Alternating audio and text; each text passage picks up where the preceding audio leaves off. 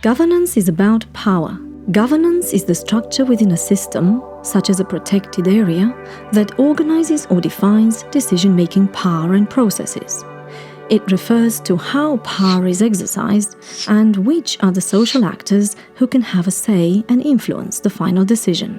While governance concerns who are the organizations and individuals exercising the powers, authorities, and responsibilities in a particular site or situation, management is about what is done, the concrete actions and measures resulting from a decision process.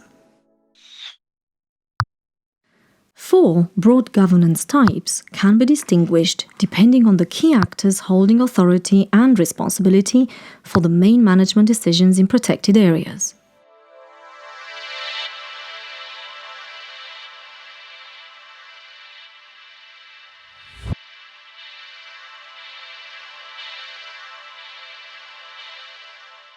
Centralized governance refers to most centralized systems of decision-making and management systems in which the protected area management bodies are directly subordinated to the central responsible authority. However, governance by a state agency means that the protected area management bodies are directly subordinated to a national agency. We are talking about state governance when a governmental entity holds the authority, responsibility, and accountability for an individual protected area or a protected area system.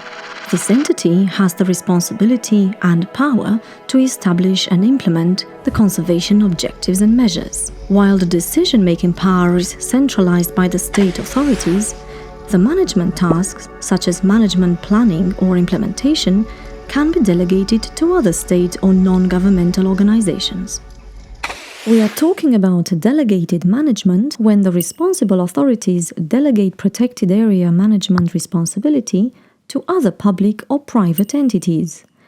While the first often retain the control and coordination, the latter take over the operational management and decision-making at local or regional level.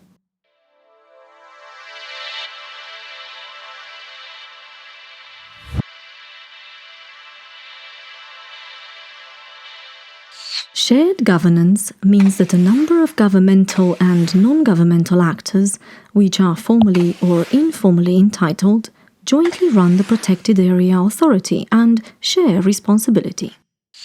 We are talking about transboundary management when the two protected area administrative bodies have joint decision-making procedures and some formal framework for joint actions.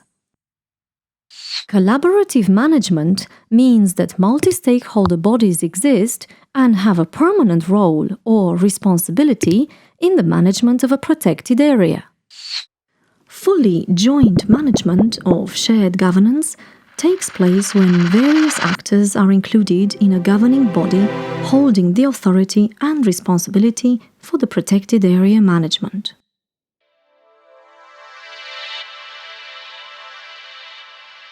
Private governance is mainly determined by its specific ownership regime. The protected area land and resources are owned by individuals, associative structures, NGOs, and corporations, either for profit or not for profit. A privately conserved area refers to a land plot owned by any type of private actor and conserved de facto. The landowner voluntarily retains the management authority and the responsibility for the conservation outcomes, while the accountability to the wider society is often limited. When truly managed as protected areas, these provide public benefits.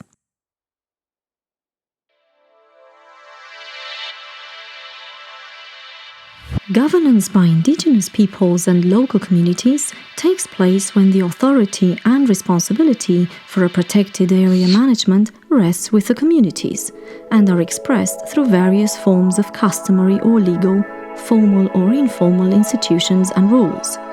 Land and resources can be collectively owned, although they don't necessarily have to belong to the local communities.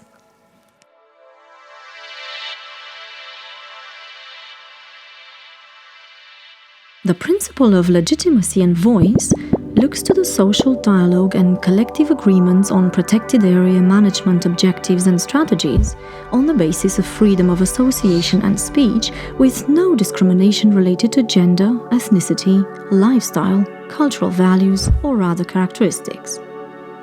The principle of subsidiarity means that the management authority and responsibility are attributed to the most suitable level and as closely as possible to the resources at stake.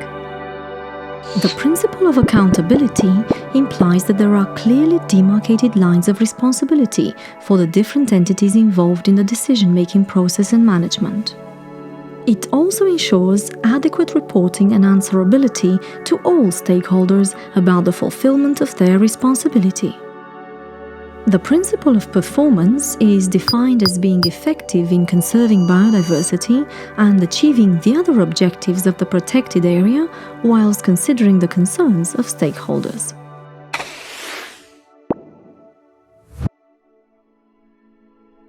The principle of fairness is about sharing the costs and benefits of establishing and managing protected areas equitably and providing a recourse to impartial judgment in case of conflict. The principle of direction is about fostering and maintaining a consistent long-term vision for the protected area and its conservation objectives.